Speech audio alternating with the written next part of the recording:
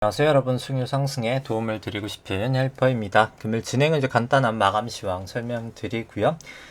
그 다음에 이제 프로그램 매매 관련해서 간단하게 좀 살펴보고, 그 다음에 이제 코스피 200 선물, 코스닥 관련해서 일중 수급 차트 살펴보고, 그 다음에 이제 연초부터 해서 또 누적 현물 수급 좀 살펴보고요. 6월 선물 만기 이후로 이제 현물, 선물, 수급 차이 추이 좀 살펴보도록 하겠습니다. 그 다음에 이제 뭐 코스피나 이제 뭐 코스닥 같은 경우 제가 오늘 좀 선물 매도한 게 있어서 코스피, 코스닥, S&P 좀 차트 먼저 보기에 앞서서 일단 밸류에이션 지표부터 먼저 보도록 하겠습니다. 이제 코스피랑 이제 뭐 오늘은 코스닥도 포함했으니까 코스닥 관련해서 좀 밸류에이션 지표인 일드갭으로 코스피, 코스닥, S&P 밸류에이션 한번 살펴보도록 하고요. 그 다음에 이제 통화량 지표로 이제 S&P 나누기 이제 M2 지표로 통화량 지표로 좀 지수 레벨 한번 살펴보도록 하고요. 그 다음에 이제 코스피도 똑같이 M2 통화량 지표인 M2로 나눠서 한번 살펴보도록 하겠습니다. 그 다음에는 이제 오늘 좀 새롭게 추가된 게 있는데요. 이제 뭐 과거에 했던 뭐 수출액은 데이터가 업데이트가 된 게 없기 때문에 뭐 생략하도록 하고요.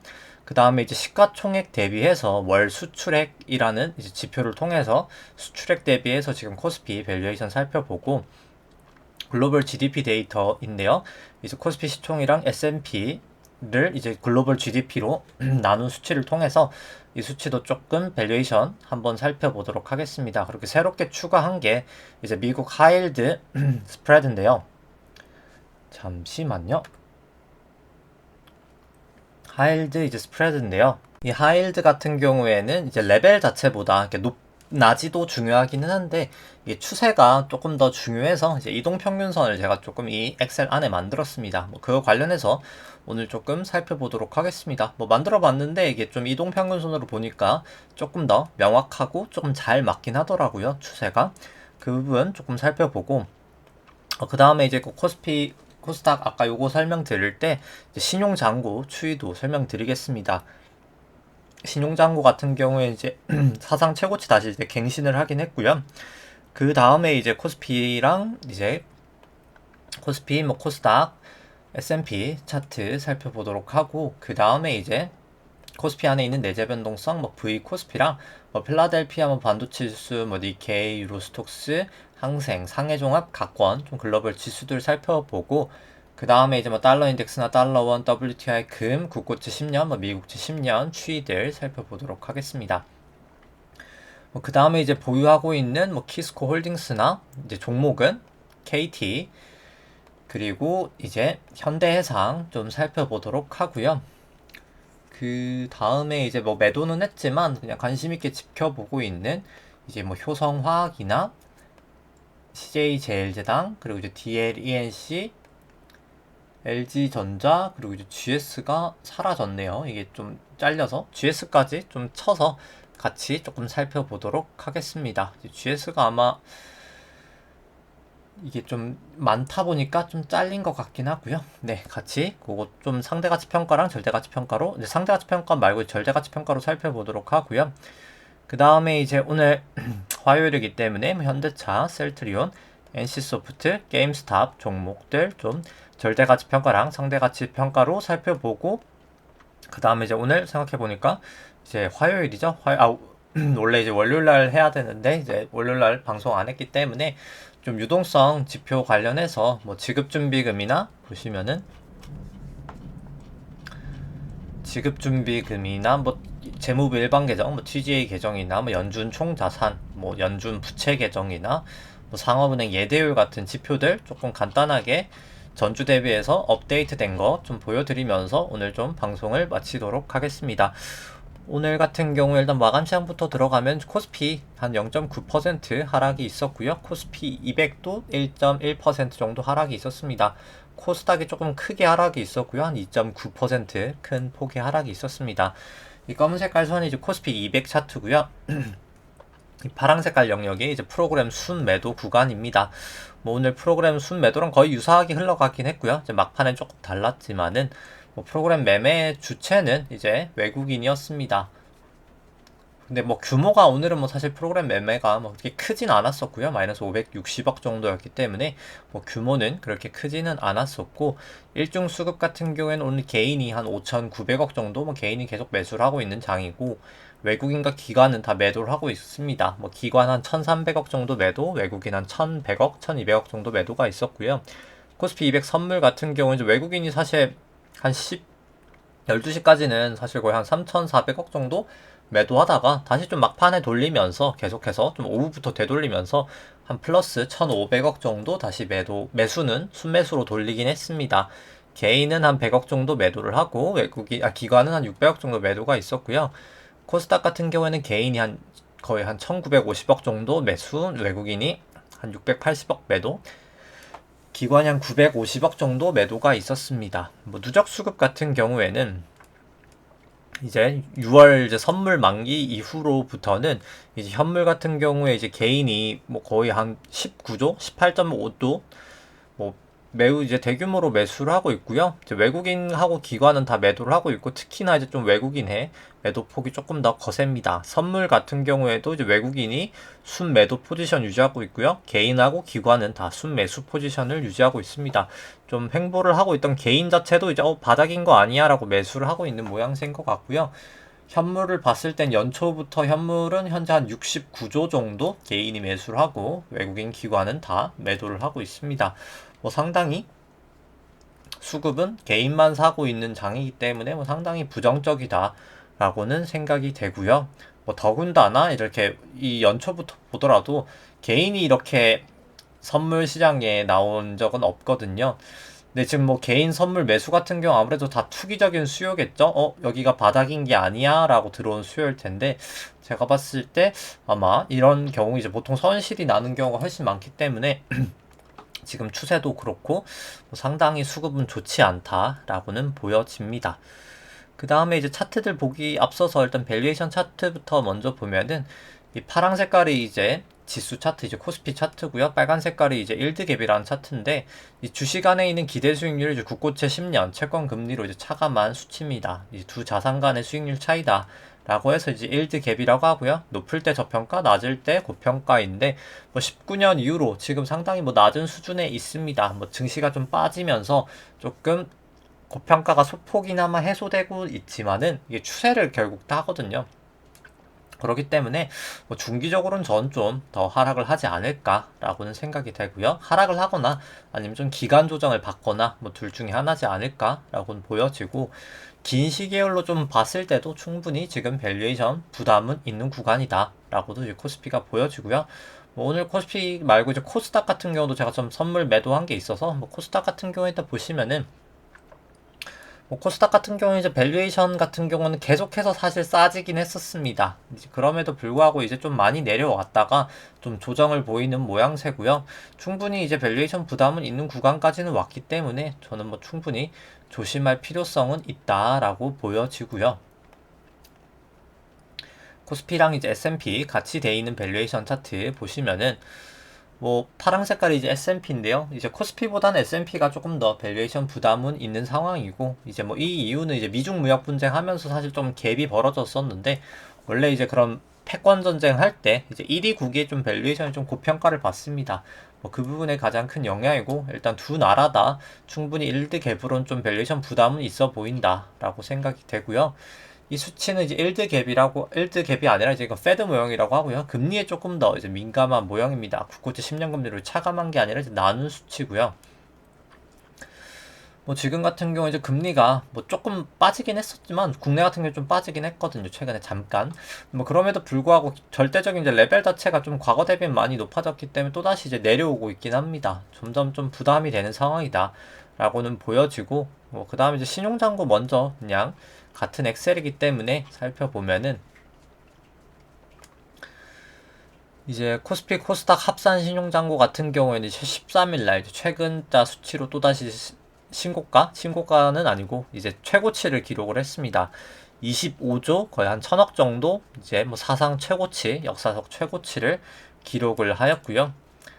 뭐 신용잔고를 이제 코스피 시총으로 나눈 수치 같은 경우에도 뭐 결국 이제 사실 지금은 추세를 봤을 때는 좀 저는 이제 빠지지 않을까라고 생각을 하거든요. 그래서 좀 약간 충분히 좀 조정을 보일 단계지 않을까라고 생각을 하고, 결국 뭐 레벨이 높은 상태도 사실 위험하고 레벨이 높다가 이렇게 빠지는 것도 위험을 한데, 뭐 일단 어떤 상황이든 지금 좀 약간 조심을 해야 될 구간이다라고는 보여집니다. 뭐 신용잔고 증감 속도를 보더라도 결국 중기적인 추세가 이렇게 빠질 때 항상 조정이었었거든요. 지금 충분히 뭐 조심을 해야 될 필요성은 있다라고 보여지고, 코스닥 신용잔고는 그냥 차트만 보여드리고 뭐 설명은 생략하도록 하겠습니다. 그 다음에 이제 S&P랑 돼 있는 거, S&P를 이제 통화량 지표인 이제 M2로 나눈 지표고요. 이 수치 같은 거 이제 높을 때 통화량 대비해서 고평가, 이제 낮을 때 통화량 대비해서 이제 저평가를 나타내는 수치입니다. 뭐 지금 같은 경우는 이제 닷컴 버블 이후로 사상 최고치이기 때문에 뭐 충분히 밸류에이션 부담은 있다라고 생각이 되고요. 한국 같은 경우도 이제 코스피 시총을 이제 M2로 나눈 지표인데 뭐 사상 최고치는 아닙니다만 충분히 높은 수준이기 때문에 좀 조심을 할 필요성이 있다. 충분히 레벨 자체가 낮은 레벨이 아니다. 좀 비싼 구간이다 라고 보여지고요. 그 다음에 이제 코스피를 이제 시가총액, 코스피 시가총액을 이제 월 수출액과 이제 연 수출액으로 이제 나눈 지표 같은 경우에는 이제 뭐 월 수출액으로 보시면은 한 35배 정도 살짝 넘어가면 항상 좀 밸류에이션 부담이 있어서 증시가 좀 빠졌었습니다. 이 파란 색깔이 그 수치인데요. 뭐 이번에도 어김없이 이번에는 좀 더 많이 갔었죠. 44배까지도 갔다가 이렇게 하락하는 모습을 보이고 있기 때문에 충분히 좀 수출액 대비해서도 현재 밸류에이션 부담은 있다라고 보여지고, GDP 대비해서 이제 코스피랑 S&P 가치 수치를 봤을 때도 GDP 대비해서는 이제 우리나라 같은 경우는 2008년도 고점을 지금 이미 넘었죠. 2018년도랑 충분히 밸류에이션 부담은 있어 보인다 라고 생각을 하고, 미국 S&P 같은 경우에도 이제 닷컴 버블 수준을 이미 넘어선 상황입니다. 충분히 밸류에이션 부담은 있다 라고 보여지고, 뭐 오늘 추가한 이제 하이힐드 같은 경우에 조금 보는 방법과 이제 하이힐드가 뭔지 좀 설명을 드리면은, 일단 뭐 하이힐드 같은 경우에는 그냥 뭐 간단하게 하이 일드, 높은 하이 일드, 일드 수익률에서 높은 수익률을 주는 채권이다 라고 생각하시면 될 것 같고요. 이제 뭐 신용평가사가 이제 미국 같은 경우에 이제 S&P 무디스 이제 피치가 있는데, 그냥 피치 기준으로 이제 신용 등급을 봤을 때 신용 등급은 이제 트리플 A부터 더블 A, 싱글 A, 그 다음에 이제 물론 여기 이제 뿔과 그게 있습니다. 이제 뿔 제로 마이너스가 있고요. 이제 뿔 제로 마이너스가 이렇게 있고요. 더블 A 뿔, 더블 A 제로, 더블 A 마이너스 이렇게 있고, 그 다음에 트리플 B 여기도 이제 뿔 제로 마이너스 있고, BB 또 뿔 제로 마이너스 있고, 그 다음에 이제 B 뿔 제로 마이너스가 있고, 그 다음에 CCC 이거는 플러스 마이너스 제로는 없고요. 이제 CC, 뭐 C, 그 다음 이제 D, 뭐 이건 이제 이미 파산이 난 회사고요. 근데 이제 중요한 것은 여기까지가 이제 투자 적격 등급이라고 하고요. 투자 적격 등급이라고 해서 이제 투자 적격 등급이라고 하고요. 여기부터 이제 BB부터 이제 투기 등급이라고 합니다. 이 하이힐드 스프레드는 여기 얘네들을 좀 묶어서 만든 이제 평균적인 스프레드다 라고 보시면 될 것 같고요. 뭐 이제 보통 하이힐드랑 이제 신용잔고를 좀 많이 보는데, 이제 증시 이제 레벨이나 이제 좀 방향성을 좀 볼 때 이제 왜 하이힐드를 보는지를 설명을 드리면은, 그리고 이제 레벨을 이렇게 높고 낮음도 중요한데 높고 낮음보다 이제 방향성이 더 중요하긴 하거든요. 이제 왜 이제 그거를 조금 설명을 드리면은, 결국 이제 하이힐드가 금리가 이제 낮은 수준으로 이렇게 가고 있다는 것 자체는 돈이 그냥 위험자산으로 지금 간다라는 뜻입니다. 근데 이제 왜 그러면 이제 굳이 이 채권을 보냐라고 하면은, 채권 시장이 보통 더 빠르거든요. 약간 이제 왜냐면 이제 기관 투자들만 있다 보니까, 좀 약간 쉽게 말해서 선수들만 있는 시장이다 보니까 대부분 좀 실제로 훨씬 더 반영이 빠릅니다. 이제 보통 실제로 증시가 이제 떨어지기 전에 보통 하이힐드가 반영하는 경우가 훨씬 더 많고요. 근데 아무튼 그렇기 때문에 일단 이 돈의 흐름을 알기 위해서 좀 약간 이렇게 하이힐드, 이 스프레드의 어떻게 보면 추세를 좀 보는 게 중요합니다. 그럼 이제 좀 데이터를 보면은 뭐 코스피나 S&P나 뭐 크게 다를 건 없는데, 결국 이 파란 색깔이 이제 하이힐드 스프레드고요.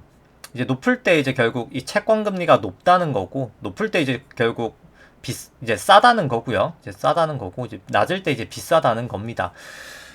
근데 이 파란색 지표랑 이제 검은색이 있는데 검은 색깔이 이제 이동평균선인데 결국 그냥 간단하게 뭐 이 파란 색깔이 이 검은 색깔보다 위에 있다라고 하면은 이제 리스크가 있는 거고요.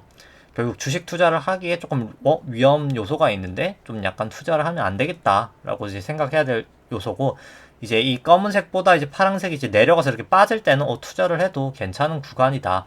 라고 보실 수 있습니다. 그냥 뭐 간단하게 보더라도 2008 금융위기도 이미 여기 구간에서 딱 역전이 됐었죠. 올라가도 보도 분명히 이제 그 내려가는 거를 이미 여기서 스프레드가 이미 올라가는 걸 볼 수 있었기 때문에 이 부분에서 이미 스프레드는 올라갔었죠. 충분히 이제 올라갈 때 이제 여기서 말고 이제 여기서 딱 매도를 할 수 있었을 거라고 생각이 됩니다. 그 다음에 이제 이렇게 다시 재역전이 되는 이제 이때 또 다시 매수를 할 수 있었을 것 같고요. 그 다음에 이제 또 여기서 재차 매도하면 또 손실이 안 볼 수 있었고 뭐 이런 식으로 해서 높을 때는 매도를 하고 낮을 때는 이제 매수를 하고 이런 방식으로 조금 투자를 하는 방법도 가능은 한데 일단 지금 같은 경우 이제 스프레드가 결국 바닥을 찍고 조금 올라오고 있는 추세여서 뭐 중기적으로 지금 뭐 이미 고점을 쳤다라고 말하긴 조금 성급할 수 있겠으나 충분히 이 추세가 조금 약간 올라가서 뚫리면 더 위험한 상황이 될 수 있다라는 걸 좀 알 수 있을 것 같고 조금 단기 시계열로 봤을 때도 이제 슬슬 넘어갈 수 있는 상황이고요. 2019년부터 그냥 50일 동안 이동평균선을 했을 때는 지금 코로나 이후로 이렇게 크게 넘어간 적이 또 처음이기 때문에 충분히 조금 주의를 해야 될 구간이지 않나. 하이힐드 스프레드로 보더라도 주의해야 할 구간이다 라고 생각이 됩니다. 그 다음에 이제 차트를 오늘 좀 다시 이제 살펴보면은 코스피 같은 경우에는 이제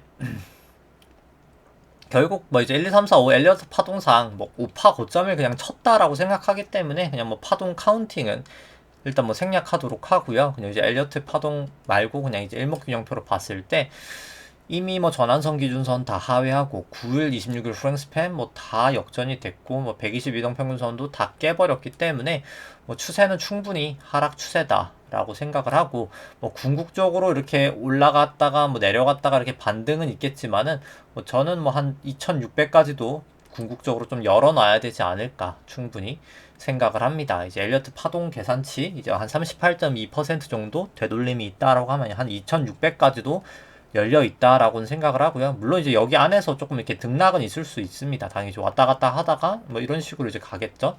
좀 부침은 있을 수 있겠으나 결국 좀 중기적인 추세는 조금 하락이지 않을까라고 보여지고 뭐 주봉으로 보더라도 이제 뭐 기준선 부근까지 다 와 있고 전환선도 이제 타임이 하회를 했고 이제 볼린저 밴드 이렇게 모여 있는데 뭐 결국엔 이제 하방으로 좀 뚫릴 가능성이 높지 않을까. 아직 26일 프랭스팬과 기준선이 이제 뭐 뚫리진 않았지만 코스피 200 같은 경우는 이미 지금 뚫려 버렸거든요. 이제 뭐 기준선 뚫리고 26일 프랭스팬도 이제 뚫리는 상황이기 때문에 뭐 충분히 코스피도 이제 중기적으로는 좀 조심해야 되지 않을까라고 생각을 하고 뭐 결국 이제 A B, C 파동이라고 하면은 한 번 이제 반등은 언젠가 좀 있을 텐데 꽤나 이제 좀 약간 사람을 이제 현혹시킬 수 있는 반등이 있을 텐데 뭐 그때 조금 휘말리지 않고 오히려 추세가 위로 확실하게 올라간다라고 생각할 때 매수를 해야 되지 않을까라고 생각을 하고 있습니다. 뭐 저 같은 경우는 뭐 사실 코스피 200으로 치면은 439 정도에 딱 해지를 해놨기 때문에 이제 뭐 선물에서 지금 수익이 상당히 많이 났기 때문에 이제 선물을 팔고 다시 이제 그냥 선물을 파는 게 아니죠. 선물은 이제 일일 정산을 하거든요. 매일 번 돈에 대해서 그냥 바로 매일매일 정산을 해서 주기 때문에 지금 좀 쌓여있는 현금이 있어서 그 부분을 다시 이제 주식을 사고 해지를 하려고 이제 오히려 이제 코스닥을 오늘 조금 선물을 추가 매수를 하면서 약간 좀 매칭을 해놓은 상황이고요. 그래서 일단 뭐 코스닥을 보시면은 뭐 코스닥 같은 경우 이제 코스닥 150 같은 경우 이제 선물이 있어서 이제 저는 이제 그거를 봅니다. 근데 이제 뭐 코스닥 같은 경우도 전환선 기준선 다 하회하고 구름대 밑으로 내려갔고 9일 26일 프랭스팬 뭐 다 이제 깨졌기 때문에 충분히 안 좋은 상황이다라고 보여지고 이제 뭐 코스닥 150도 똑같이 뭐 다 하회를 하고 있는 상황이기 때문에 뭐 단기적인 반등은 있을 수 있겠으나 이미 이제 추세가 조금 전환이 되지 않았나라고 생각을 합니다. 그리고 이제 뭐 코스닥 같은 경우에도 뭐 3주봉을 봤을 때 이미 MACD 이제 매도 시그널도 나오고 이미 뭐 여러 가지 측면에서 조금 다 이제 좀 조정의 가능성이 이제 나타나는 것 같고요. 주봉 같은 경우에도 뭐 사실 계속 올라가면서 다이버전스가 났었죠. 뭐 지금 코스피도 그렇고 그 추세 자체가 이미 계속 다이버전스가 이제 나고 있는 상황이었기 때문에 좀 안 좋지 않나? 이미 이제 파라볼릭 같은 경우에도 이제 딱 매도 시그널 이제 땡땡땡이 이제 밑에 있을 때 매수, 위에 있을 때 이제 매도 시그널인데 매도 시그널도 나왔기 때문에 좀 코스닥도 좀 조심할 필요성이 있지 않나라고 생각이 되고요. S&P 같은 경우에는 뭐 일봉으로 봤을 때 이제 S&P들이 58의 고점을 이제 쳤거나 거의 이제 지금 친 상황이다라고 생각이 되는데 아니 뭐 조금 더 갈 수는 있겠지만 거의 친 상황이다라고 보여지고요. 다만 S&P는 뭐 아직까지는 전환선 기준선 다 상회하고 있고 뭐 9일, 26일 프랑스판 뭐다 호전돼 있기 때문에 뭐 아직까지는 이제 크게 문제 없다라고 생각이 들지만 이제 볼린저 밴드 지금 상당히 모여 있거든요.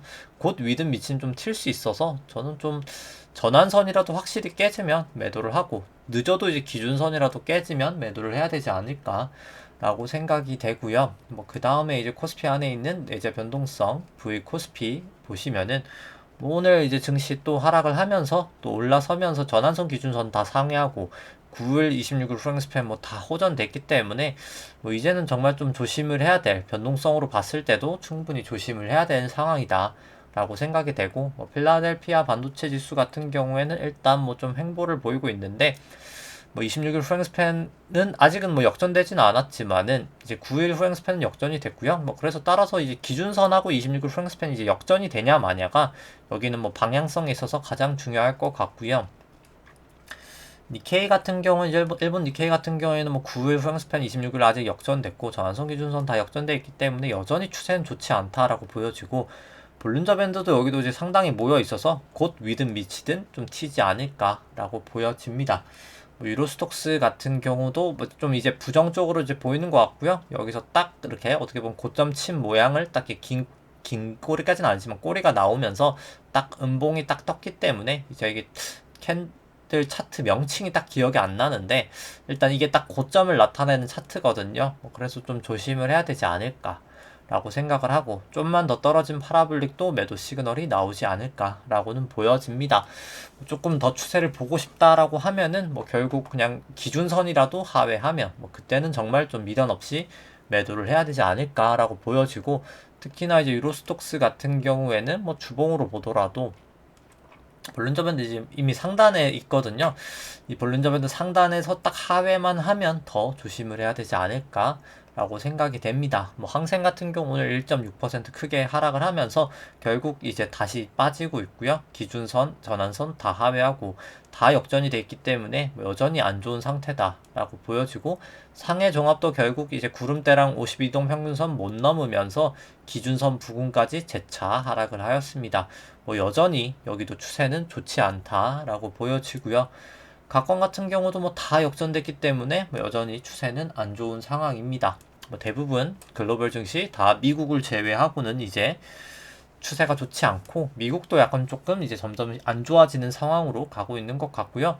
뭐 달러 인덱스 같은 경우는 다만 뭐 아직까지 전환선 기준선 상회하고 9일, 26일 프랑스팬도 뭐 거의 역전 이제 호전된 상황이기 때문에 뭐 아직까지는 추세는 나쁘진 않다라고 보여지고 기준선 이제 깨냐 마냐가 뭐 가장 중요할 것 같습니다. 뭐 달러원 같은 경우에 이제 계속해서 외국인 매도의 영향으로 뭐 계속해서 잘 올라가고 있고요. 뭐 여전히 아직까지는 상승 추세로 보이고 뭐 WTI 같은 경우에는 뭐 저항선 기준선 다 하회하고 있고 9일 26일 프랑스팬 다 역전이 됐기 때문에 또다시 여기 120일 이동평균선에서 좀 지지를 보이냐 아니면 이제 깨져서 다시 이제 하방 추세로 가느냐를 좀 지켜봐야 될 것 같습니다. 뭐 금 선물 같은 경우에는 뭐 좀 반등은 하고 있지만 뭐 저는 개인적으로 이제 실질금리랑 금이 딱 반대로 움직이는데 테이퍼링 하면 실질금리는 올라갈 수밖에 없기 때문에 단기적으로는 좀 중단기적으로 빠졌다가 그 다음에 좀 올라갈 때를 조금 대비를 해야 되지 않을까. 좀 그때는 조금 규모 있게 조금 살 생각이고요. 국고채 10년물 같은 경우에도 오늘 이제 하락은 했는데 4bp 이제 하락은 했는데 볼린저 밴드가 지금 좀 상당히 모여 있어서 저는 좀 올라갈 수 있지 않을까라고 보고 있는데 일단 뭐 좀 추세를 좀 봐야 될 것 같습니다. 근데 다만 일단 지금은 뭐 전환선 기준선 다 하회하고 있기 때문에 26일도 역전이 되어 있고 좀 아직까지는 하방 추세로 보는 게 맞을 것 같고 이제 여기서 볼린저 밴드 모였다가 퍼질 때의 추세를 조금 봐야 되지 않을까라고는 보여집니다. 미국채 10년 같은 경우에도 이제 좀 아무래도 뭐 델타 이런 것 때문에 좀 빠지는 것 같고요. 뭐 아프간 사태도 있고 아프간은 뭐 크게 영향받을 것 같지는 않은데 좀 빠지고 있긴 합니다. 전환선 기준선 다 하회하면서 26일 프랑스 밴드 역전이 돼 있어서 뭐 일단 지금은 그래도 일단 추세는 좀 하방인 것 같긴 하고요. 뭐 여기도 이제 좀 볼린저 밴드나 26일 프랑스 밴드 가까이 다가오기 때문에 위든 미치든 좀 튀지 않을까라고는 뭐 개인적으로 생각이 됩니다. 그 다음에 이제 뭐 키스코 홀딩스 같은 경우에는 뭐 오늘 실적 발표 나왔었는데 뭐 상당히 잘 나왔죠. 뭐 실적 같은 경우에는 뭐 상당히 잘 나왔고 뭐 그래서 내일 이제 뭐 어떻게 움직일지 조금 지켜봐야 될 것 같긴 하고요. 뭐 일단 뭐 시장 하락폭보다는 뭐 계속해서 좀 덜 하락하고 있긴 합니다. 물론 이제 올라줘야 좋은 거긴 한데 뭐 시장보다는 좀 덜 빠지고 있긴 하고요. 뭐 전환선 기준선 다 하회하고 9일, 26일 프랑스팬은 뭐 다 역전됐기 때문에 뭐 여전히 이제 아직까지는 추세는 좋지는 않습니다. 근데 뭐 다만 이제 뭐 실적이 일단 좋은 게 가장 큰 장점인 것 같고요. 그 다음에 이제 절대가치 평가로 이제 내재가치를 좀 봤을 때 현재 주가 한 19만 원이면 좋을 텐데 19만 원이 아니라 이제 19,650원이고요. 이제 실적 전망치 뭐 한 이 정도 나온다라고 이제 감안을 했을 때 이제 한 내재 가치 한 68,000원까지도 이제 올라갈 수 있는 주식이다라고 생각을 합니다. 뭐 충분히 내재 가치는 있고 뭐 결국에 이제 자사주 소각을 하고 그다음에 이제 무상증자를 해야 조금 랠리를 할 수 있지 않을까라고 생각을 하고 철근 업황 자체가 워낙 호조기 때문에 뭐 저는 뭐 그렇게 멀지 않은 시간에 좀 하진 않을까라고는 보여집니다. 뭐 업황 좋을 때 아마 하지 않을까 싶은데 이미 지금 업황이 좋기 때문에 할 것 같고요. 뭐 멀지 않은 시간 내에. 그 다음에 이제 뭐 코스피가 아니라 이제 KT 같은 경우에는 이제 오늘 뭐 한 1.5% 정도 하락이 있었습니다. 뭐 전환선 기준선 이제 기준선을 좀 소폭 하회를 하였죠. 뭐 그래서 이제 내일까지 이제 기준선 좀 더 이제 깨지면 매도를 해야 되나라고 이제 고민을 하고 있습니다. 뭐 근데 아직까지는 뭐 9일, 26일 프랭스팬 뭐 다 역전이 되진 않은 상황이고요. 뭐 다른 주식들에 대비해서는 뭐 추세는 나쁘지는 않은데 뭐 그래서 조금 고민 중에 있습니다. 이제 기준선을 깰 때 매도를 할까 말까가 뭐 일단 고민이고요. 근데 뭐 아직 뭐 사실 추세상으로는 뭐 기준선이 소폭 깨진 것 빼고는 뭐 크게 뭐 추세에 문제는 없는 것도 사실입니다. 그 다음에 이제 절대가치 평가로 이제 봤을 때 뭐 KT 같은 경우 현재 주가 한 33,600원 정도 되고 나머지 이제 실적 전망치 이 정도 나온다라고 감안을 했을 때 한 222%까지 이제 상승 여력은 있다라고 생각을 합니다. 뭐 배당으로 봐도 한 5.3%까지 줄 수 있다라고는 보여지고요. 그 다음에 이제 현대해상을 봐야 되겠죠. 이제 현대해상 같은 경우에는 뭐 현대해상도 이제 사실 실적이 잘 나오면서 이제 좀 많이 상승을 했습니다. 한 3.8%? 뭐 증시 하락한 거 대비해서는 크게 상승을 했고요. 뭐 전환선 기준선 다 상회하고 9일, 26일 프랭스팬 뭐 다 호전됐기 때문에 뭐 추세는 좋다라고 보여지고 구주봉을 봤을 때도 이제 구주봉 다시 이제 올라가고 있죠. 이제 전환선 넘어서고 파라볼릭 매수 시그널 나오고 9일 프랭스팬 호전됐기 때문에 뭐 추세는 MACD도 그렇고 좀 중기적으로 좀 충분히 좋은 추세를 이어가지 않을까라고 생각이 되고요. 뭐 상대가치 평가로 봤을 때도 현대해상 같은 경우에 이제 높을 때 이 파란 색깔이 주가 차트고요. 이 연두 색깔 기대 수익률이 높을 때 저평가, 낮을 때 이제 고평가인데 뭐 충분히 저평가인 구간이기 때문에 밸류에이션 메리트는 있어 보이고 뭐 여러 가지 이제 생명보험사나 손해보험사 중에서도 이제 림으로 밸류에이션 돌렸을 때 물론 이제 정확하게 돌린 건 아닙니다만 이거 같은 경우에 충분히 뭐 밸류에이션 매력은 좀 있는 구간이다라고는 보여집니다. 그 다음에 이제 효성화학 같은 경우에 오늘 좀 크게 하락을 했고요. 한 4.9%. 일단 뭐 추세가 좋지가 않습니다. 뭐 전환선 기준선 다 하회하고 9일, 26일 프랭스팬 뭐 다 호전됐기 때문에 이제 과거에 이제 매도를 한 상황이고요. 120 이동평균선까지 깼기 때문에 충분히 조금 조정이 더 올 수도 있다라고는 보여집니다. 뭐 따라서 일단 떨어지는 칼날을 지금 굳이 잡을 필요는 없는 상황이다 라고 보여지고, 현재 주가 33만원 정도 되고요. 나머지 실적 전망치 이렇게 이제 나온다라고 감안을 했을 때 밸류에이션 상은 한 102만원까지도 갈 수 있다라고 보여지기 때문에 한 200% 정도 상승 여력이 있죠. 충분히 이제 내재 가치는 좋지만 지금 뭐 추세가 좋지 않기 때문에 매수하기는 조금 부담스러운 상황이다 라고 보여지고, 제일제당 같은 경우에도 현재 전환선 기준선 다 역전됐고 9일, 26일 프랭스팬 다 역전된 상황이기 때문에 이제 구름대만 벗어나면 더욱더 이제 하락 추세이기 때문에 계속 볼린저 밴드도 타고 내려가고 있어서 좀 추세는 안 좋다라고는 보여지고요. 뭐 밸류에이션 같은 경우 현재 주가 44만원, 나머지 이제 실적 전망치 이 정도 나온다라고 감안을 했을 때 한 61% 정도까지는 상승 여력은 있다라고는 보여집니다. 다만 아직까지 추세는 좀 안 좋은 상황이다라고 보여지고, DLNC도 뭐 지금 추세가 다 역전됐기 때문에 뭐 추세상 지금은 매수할 상황은 아니다 라고 보여지고, 현재 이제 뭐 절대가치 평가로 봤을 때 현재 주가 13만원 정도 되고 나머지 실적 이렇게 나온다라고 감안을 했을 때 한 190% 정도 상승 여력은 있다라고 보여집니다. 뭐 충분히 장기적으로는 좀 올라갈 수 있는 주식이다 라고는 보여지고요. 그 다음에 이제 LG전자 같은 경우에는 이제 뭐 오늘 소폭 상승하긴 했지만 뭐 여전히 다 역전이 되어 있기 때문에 추세는 안 좋아 보이고요. LG전자 같은 경우에 현재 주가 15만원, 나머지 실적 전망치 이 정도 나온다라고 감안을 했을 때 한 61% 정도 상승 여력은 있다라고 생각이 됩니다. 뭐 그 다음에 이제 뭐 GS 같은 경우가, 잠시만요. 네.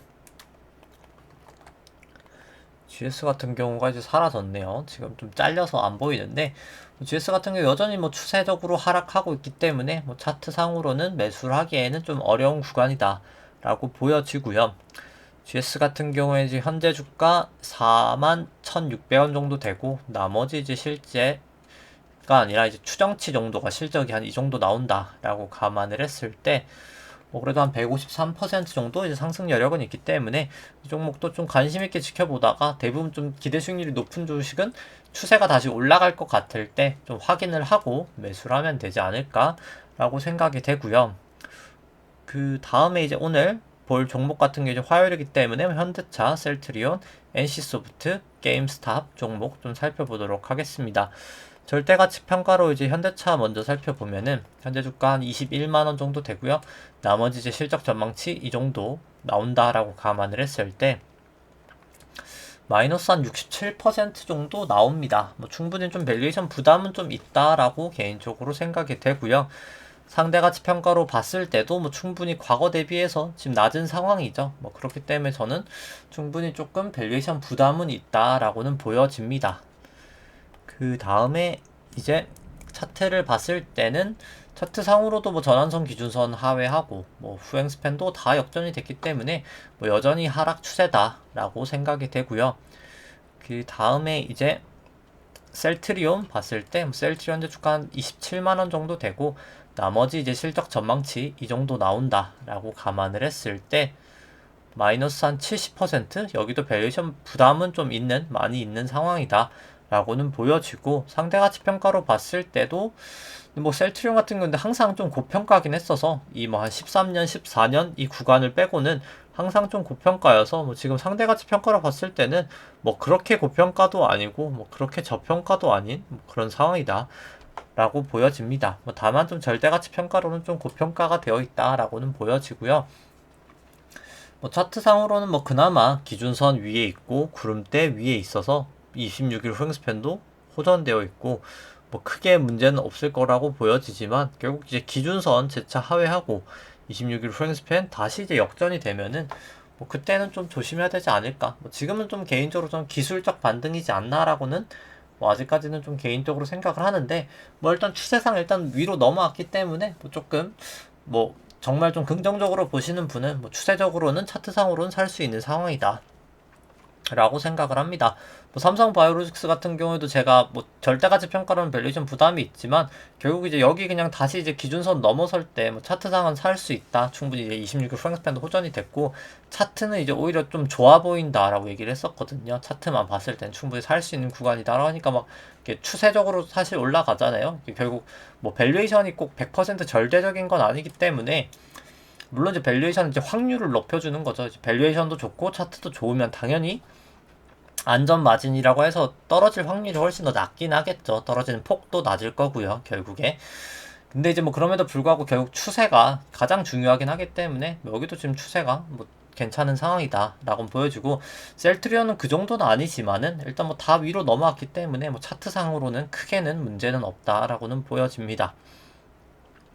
근데 다만 재차 하회하면 당연히 이제 매도를 해야 될 것 같고요. 그 다음에 이제 NC소프트 같은 경우 현재 주가 77만원, 나머지 실적 전망치 이 정도 나온다라고 감안을 했을 때, 뭐 마이너스 한 14% 나오기 때문에, 뭐 밸류에이션 여기도 매력이 있는 상태는 아니다.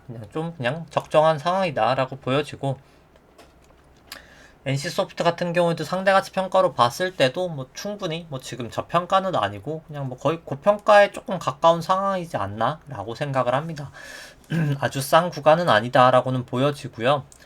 NC소프트 같은 경우에 이제 뭐 차트 같은 경우도 전환선 기준선 다 하회하고 9일 26일 프랭스팬 뭐 다 역전됐기 때문에 뭐 여전히 차트는 안 좋은 상황이다라고 보여지고 그 다음에 이제 미국 쪽 게임스탑 차트 살펴보시면은 게임스탑 같은 경우에는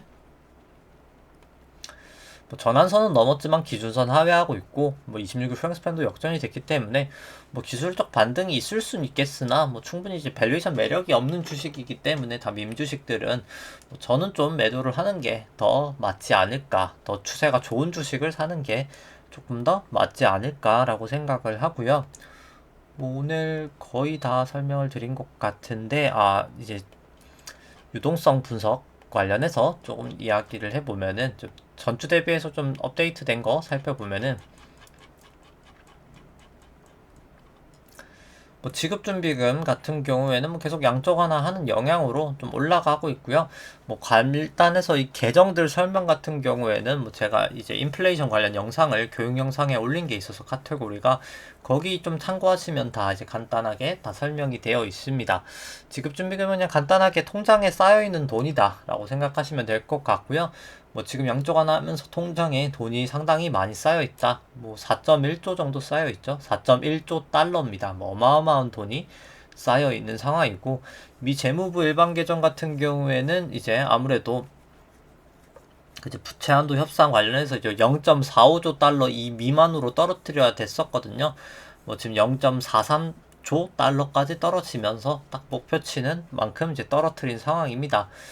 아무래도 미국 증시가 계속 버텼던 게 이제 이 미재무부 일반 계정이 풀리면서 시중의 유동성이 풀린 게 가장 큰 원인이지 않나라고 생각이 되고요. 이제 중요한 건 이제 여기서 더 많이 빠질 룸은 이제 크진 않다라는 것이고요. 연준 총자산은 뭐 계속해서 자산 매입하고 있기 때문에 이제 MBS랑 국고채랑 매수를 하고 있죠.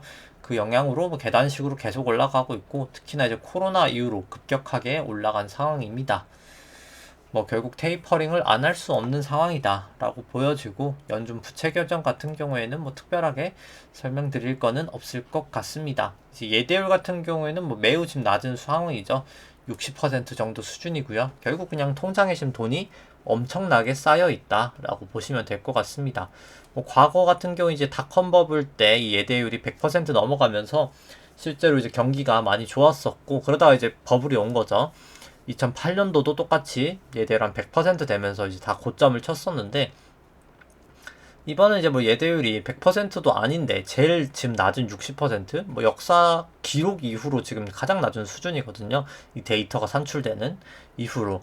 그럼에도 불구하고 사실 밸류에이션 부담이 되는 것은 돈이 지금 안 풀렸는데도 결국 증시가 이렇게 올라갔던 거는 결국 그냥 실질금리가 낮기 때문입니다. 뭐 오랜만에 이제 얘기를 하는데 실질금리가 이제 2012년 이제 양적 완화 2018년도 19년도 이제 하면서 양적 완화를 하면서 실질금리가 마이너스까지 갔었거든요.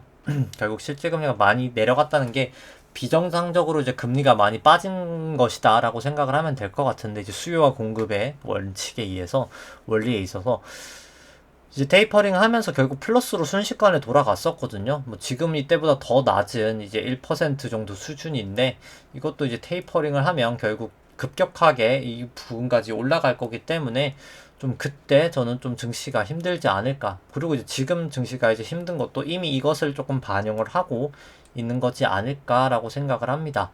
뭐 충분히 조심하실 필요가 있다라고 생각을 하고요. 이 실질금리 올라가는 게 뭐 사실 가장 지금 큰 리스크 요인이지 않나라고 생각을 합니다. 뭐 따라서 개인적으로 저는 뭐 좀 해지를 하시는 거를 개인적으로 추천을 드리고 뭐 실질금리 빠질 때 결국 손해보험 쪽이 상당히 좋거든요. 지금 손해보험이 좀 밸류에이션 가장 싸기도 하고 뭐 그래서 사신다면은 뭐 저 같은 경우에 지금 같은 경우 손보가 뭐한 종목 사기가 조금 그렇다라고 하면은 이 DB손해랑 현대해상 이렇게 두 개 묶어서 좀 사면 괜찮지 않을까. 좀 금리 인상이죠. 기준금리 인상이 아니라 이제 실제로 이제 증시에 중요한 건 기준금리 인상보다는 이제 뭐 굳이 이제 좀 오늘 뭐 이번 주 첫 방송이니까 이제 좀 올라가는 논리를 설명을 드리면은 결국 순서가 이제 잠시만요. 네. 다시 이제 유동성 영상으로 이제 돌아가면은 이제 과거 거부터라고 설명을 보면은 이제 연준 같은 경우가 이제 연준 총자산이 이제 이 화폐량 자체를 늘리는 거거든요. 이제 화폐량을 이렇게 늘리다 보니까 뭐 당연히 이제 경기가 어느 정도 좋아집니다. 좋아지고요. 이제 좋아지다 보니까 이때부터 이제 보면 예대율이 이제 슬슬 좀 약간 반등을 하거든요. 이제 경기가 좋아지다 보니까 예대율이 반등을 합니다. 이 예대율이 이제 반등을 한다는 자체가 결국 대출 수요가 느는 거죠. 그러다 보니까 이제 당연히 대출 수요도 늘고 그렇기 때문에 이제 이 지급준비금 은행에 있는 예금이 이렇게 풀려 나가는 단계가 되게 됩니다. 이제 여기까지는 금리가 결국 안 올라가는 단계인 거고요. 이렇게 돈이 풀리면은 이 돈이 너무 급격하게 풀리는 것을 방지를 하기 위해서 이제 금리를 이제 인상을 하게 됩니다. 금리 결국 이 지급준비금이 이제 풀리면 이 돈이 너무 빨리 풀리는 이제 왜냐면 돈이 너무 빨리 풀리면 이제 물가 상승이 너무 가팔라지잖아요. 이제 그거를 이제 억제하기 위해서 이제 연방준비은행이든 여러 가지 중앙은행들이 이제 금리를 올리는 거거든요. 결국 선행은 이제 지급준비금이 이제 먼저 빠져야 됩니다. 근데 지금 이제 엄청나게 많이 풀렸죠. 지급준비금이. 결국에 이제 테이퍼링을 한다는 것 자체가 이 지급준비금이 이제 줄어들면은 테이퍼링을 하는 거거든요. 근데 지금 이 상황에서 이제 결국 원래는 이제 TGA랑 이 지급준비금이 결국 토탈 합으로 이제 줄었잖아요.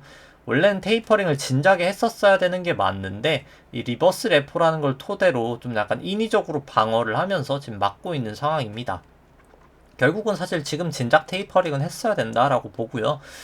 근데 중요한 것은 뭐 결국 테이퍼링이 뭐 진작 해야 될 걸 안 하긴 했지만 결국은 해야 되기 때문에 이제 결국 지급준비금은 떨어질 수밖에 없고요. 뭐 정확하게는 지급준비금과 이제 미국 재무부 일반 계정의 이제 합이 줄어들 수밖에 없고요. 그렇게 되면 실제로 이제 돈이 시중 이제 현실 세계로 정말 지금은 이제 그냥 은행에 잠자고 있던 돈들이 다 이제 풀려나게 되면서 아마도 인플레이션도 발생하게 될 것이고요. 더욱더 이 실질금리도 이제 플러스로 돌아가게 될 겁니다. 그래서 이 실질금리가 플러스로 돌아가는 것 자체가 증시의 할인율이 높아지는 상황이거든요. 그렇기 때문에 증시는 상당히 악세기 때문에 결국 실질금리가 올라가도 수혜를 받는 이제 뭐 저는 손보사가 좀 괜찮은 섹터지 않나. 뭐 은행도 그렇고 손보사가 지금은 조금 여러 가지 정책적인 측면에서 조금 더 유리한 부분이 있기 때문에 괜찮은 것 같고요. 뭐 그래서 뭐 결국 이제 2015년 그 지급준비금 이때부터 지급준비금 결국 풀리잖아요. 한 1년 정도 이제 시차를 두고 나서 2015년 후반부터 이렇게 물가가 쭉 올라가는 것을 보실 수가 있습니다. 향후에도 아마 이제 그렇게 될 거고요. 좀 그 부분을 유의하시는 게 좀 중기적으로 필요하지 않나라고 생각을 하고 이제 오늘 방송은 이제 여기까지 하도록 하겠습니다. 이제 좋아요와 구독 누르시면 감사하겠습니다. 이상입니다.